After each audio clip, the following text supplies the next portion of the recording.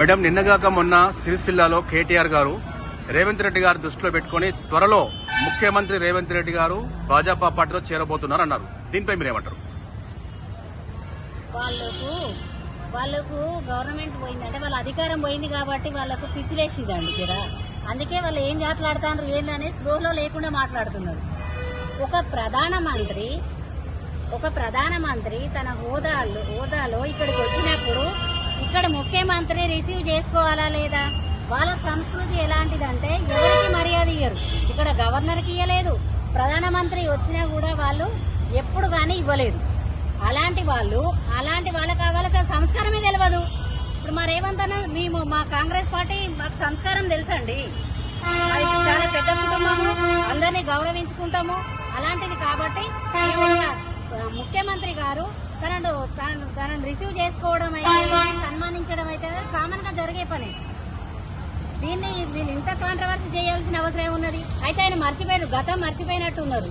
ఇంత ముందుకు రైతు నల్ల చట్టాలు గాని ఇంకేవైనా గాని నోట్ల బందీ కార్యక్రమం గాని బంద్ విషయంలో ప్రతి విషయంలో వాళ్లే మద్దతు ఇచ్చిండ్రు. ఆ విషయాన్ని మర్చిపోయిండ్రు కావచ్చు. ఇలాంటి మీడియా సోదరులు తప్పకుండా వాళ్ళకి మళ్ళీ తెలియజేయాలి. అలాంటి బయటలు కూడా వేయాలి. ఎందుకంటే ఆ రోజు వాళ్ళు ప్రతి విషయంలో మోడీ గారు తెచ్చిన ప్రతి విషయంలో అంటే జిఎస్టీ అయితే ఏమి, లేకపోతే ఈ పెద్ద నోట్ల రద్దు అయితేనేమి, నల్ల చట్టాలు అయితేనేమి, ప్రతి ఒక్కటి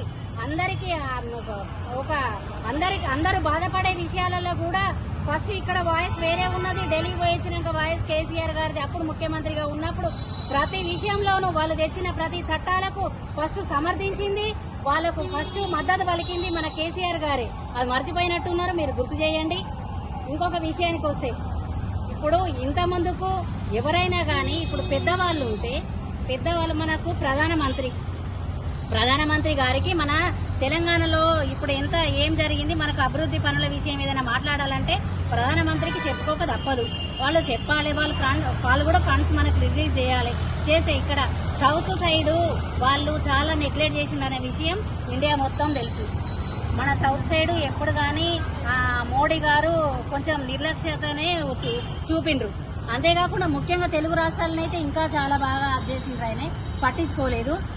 అనడంలో తప్పే ఉన్నది. ఇప్పుడు ఆయన సొంత రాష్ట్రం గుజరాత్ లో మస్తు డెవలప్ చేసుకున్నాడు. ఒకప్పుడు గుజరాత్ ఎట్లుండే, ఇప్పుడు ఎట్లుండే, అన్ని విషయాలలో ప్రతి విషయంలో చేసిండు.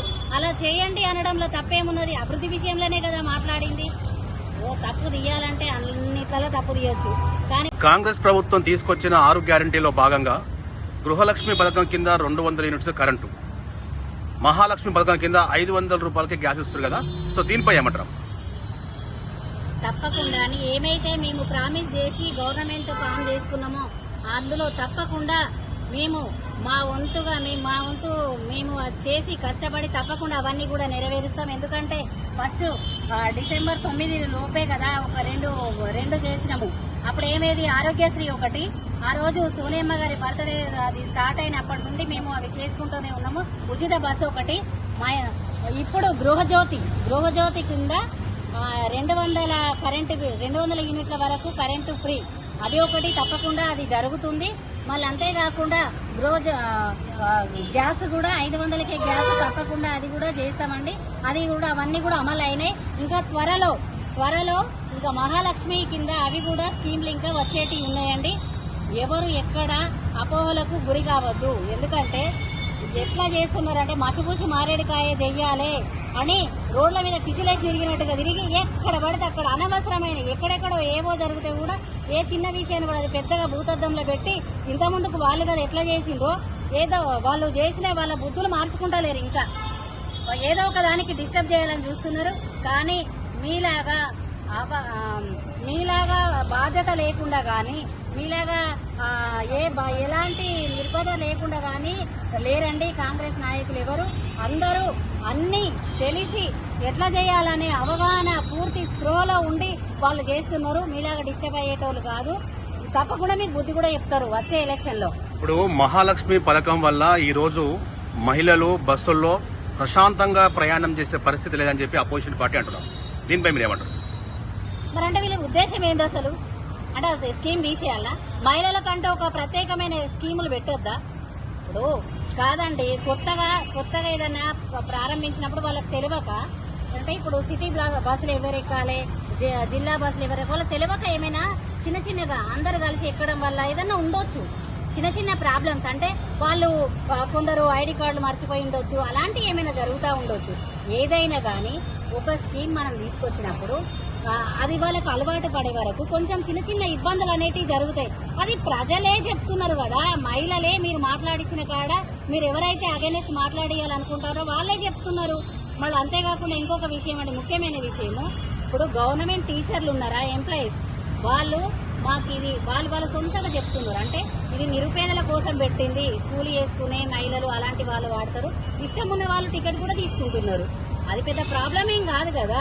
ఏ విషయంలో మీరు ఆటోలను రెచ్చగొడతారు, 2 లక్షల ఆటోను కాలుస్తే మరి ఆ నష్టపరిహారం మరి కేటీఆర్ గారు జేబులకి వెళ్ళి ఇచ్చి ఇక తలగబెట్టించిందా? మరి మాకు కూడా డౌట్ వస్తుంది. మరి ఇవన్నీ ఎందుకండి చేయడం? అంటే మహిళలకంటూ ఒక మంచి స్కీమ్ కానీ మొదటి నుంచి మహిళా పక్షపాతి కాంగ్రెస్ పార్టీ వాళ్ళను ఉద్ధరిస్తా ఉంటే మీకేం కడుపు నొప్పి? మీకు మీ ఓట్ల బ్యాంక్ అంతా పోతుందని కదా, మీకు కడుపు నొప్పి అంతా అదే కదా. అందువల్ల పేవాకులు మాట్లాడుతున్నారు. ఇదన్నీ ప్రజలు గమనిస్తున్నారు. మీరు ప్రజల ఇప్పుడు ముఖ్యంగా మహిళల విషయంలో ఎంత విచక్షతతో మాట్లాడుతున్నారో అవన్నీ వాళ్ళు గమనిస్తున్నారు. తప్పకుండా ఎలక్షన్ లో మీకు బుద్ధి వాళ్ళే చెప్తారు, మేం కాదు.